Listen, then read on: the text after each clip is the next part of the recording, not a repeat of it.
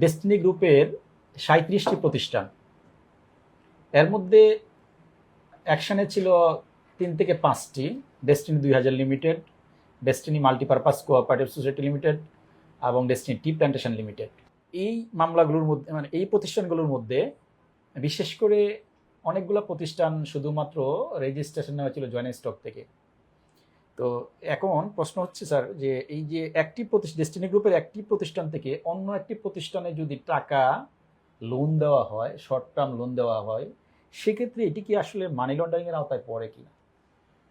দেখুন, কোন sub judice matter অর্থাৎ একটি পার্টিকুলার বিষয়ে আদালতে যখন চলমান থাকে তখন সেই ক্ষেত্রে সেটার সম্পর্কে নিজস্ব মতামত, নিজস্ব অভিপ্রায় আদালতের বাহিরে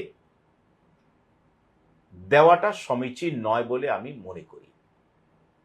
তবে প্রসিকিউশনের অভিযোগ অনুসারে একজন আইনজীবী হিসাবে মানি লন্ডারিং এর যেই উপাদানগুলো থাকা দরকার সেই উপাদানগুলো এই চলমান ডেস্টিনি ট্রি প্ল্যান্টেশন লিমিটেডের মামলায় সাক্ষ্য প্রমাণের ভিত্তিতে অপ্রমাণিত আজ অবধি হয়েছে বলে আমি ব্যক্তিগতভাবে মনে করি, এবং সেটার সপক্ষে আইনি যুক্তি তর্কসমূহ শুধুমাত্র যথাসময়ে বিজ্ঞ আদালতে বাচনিক এবং লিখিতভাবে আমি ইনশাআল্লাহ উপস্থাপন করব। যে বিষয়টি আদালতের কাছে আমি সাবমিশন দেব, সেই সাবমিশনের প্রতিপাদ্য বিষয়টি অত্র আকারে বলাটা আইনত সমীচীন নয় বলে আমি মনে করি। ২০১২ সালে ডেস্টিনি গ্রুপের দুটি প্রতিষ্ঠানের নামে মামলা হয়। একটি হচ্ছে destiny multipurpose cooperative society limited এবং অপরটি হচ্ছে ডেস্টিনি টি প্ল্যান্টেশন লিমিটেড। দুটি প্রতিষ্ঠানই ডেস্টিনি গ্রুপের এবং দুটি প্রতিষ্ঠানে বিনিয়োগকারীর সংখ্যা হচ্ছে টি প্ল্যান্টেশনে ১৭ লাখ এবং মাল্টিপারপাসে ৮,৫৫,০০০। যে ব্যক্তি মাল্টিপারপাসে বিনিয়োগ করেছেন একই ব্যক্তি টি প্ল্যান্টেশনে বিনিয়োগ করেছেন। আমরা যে বিষয়টি সম্পর্কে একটু বলতে চাই, এই ১২ বছর যাবৎ বিনিয়োগকারীরা ওদের আগ্রহে বসে আছেন, মামলা নিষ্পত্তি হবে এবং বিনিয়োগের টাকা ফেরত পাবে, এবং বিশেষ করে জনাব রফিকুল আমিনকে সবার আগে ওনারা ফেরত পাবেন। এখন বিষয় হচ্ছে, এই যে ১২ বছর হয়েছে, এই ১২ বছরের মধ্যে এখনো রফিকুল আমিন স্যারের জামিন হয়নি, পাশাপাশি মামলাও নিষ্পত্তি হয়নি। এই যে বিলম্বিত বিচার ব্যবস্থা, এই বিলম্বিত বিচার ব্যবস্থা সম্পর্কে সম্প্রতি বিচার বিভাগের প্রতি বিনিয়োগকারী ক্রেতা পরিবেশকদের আস্থা কমে যাচ্ছে। তো এই বিষয়টি আপনি কি বলবেন? আমি ব্যক্তিগতভাবে মনে করি শুধু ডেস্টিনির সাথে যারা সম্পৃক্ত তারা নন, বাংলাদেশের প্রত্যেকটি নাগরিকের আইন ও আদালতের প্রতি শ্রদ্ধাশীল হওয়া উচিত।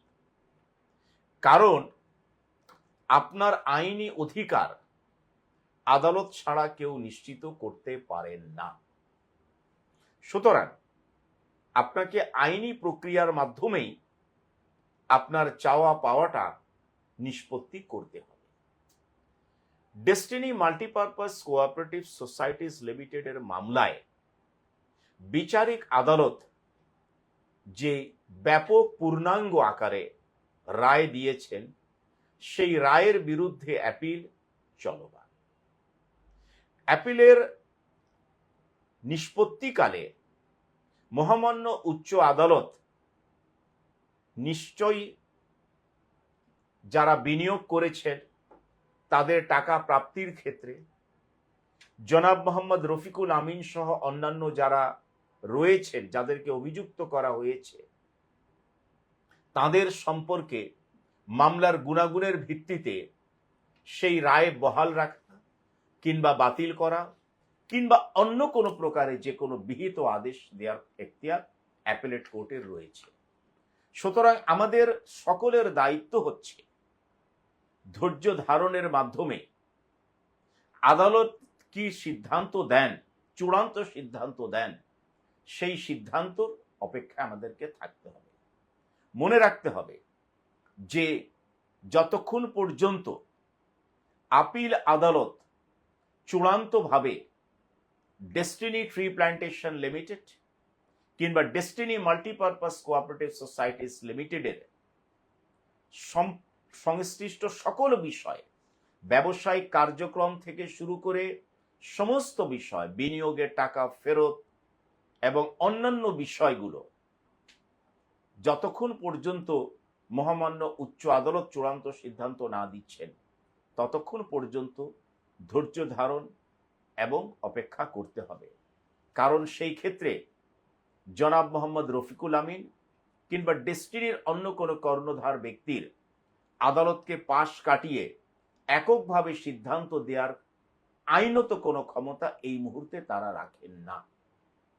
কাজেই আমাদের সকলের দায়িত্ব হচ্ছে যে চূড়ান্ত রায়ের পর্যন্ত অপেক্ষা করা, এবং আমরা আশাবাদী যে এই চূড়ান্ত রায়ের মাধ্যমে ডেস্টিনির প্রাপ্য, অর্থাৎ ডেস্টিনি যে কোনো অপরাধ করে নাই সে বিষয়টি ইনশাআল্লাহ প্রমাণিত হবে বলে আমি আশা করি এবং ন্যায় বিচার নিশ্চিত